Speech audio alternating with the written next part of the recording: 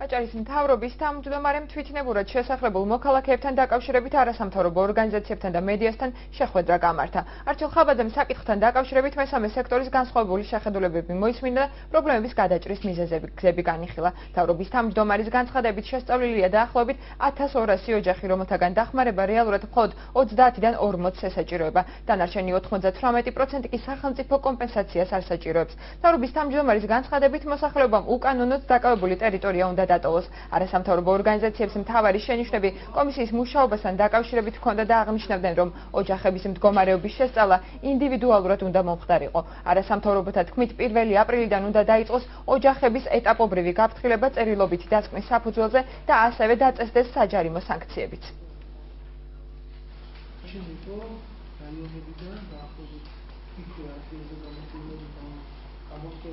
არ ვიცი, 3დღიანი ვადა, 5დღიანი ვადა, ამავე დროს გაფრთხილება მისცენ, რომ იქნებიან დაჯარიმებული აი ესეთი მოქმედებების გამო.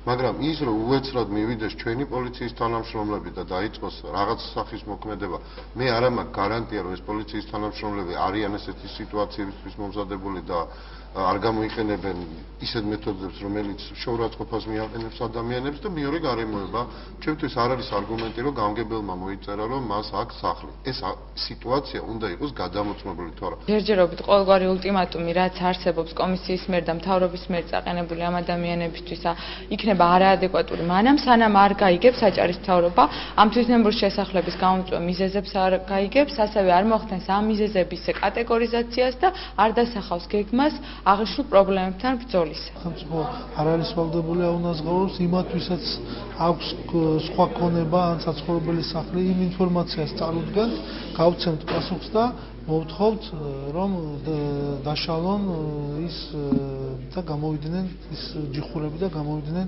იმ ტერიტორიებიდან.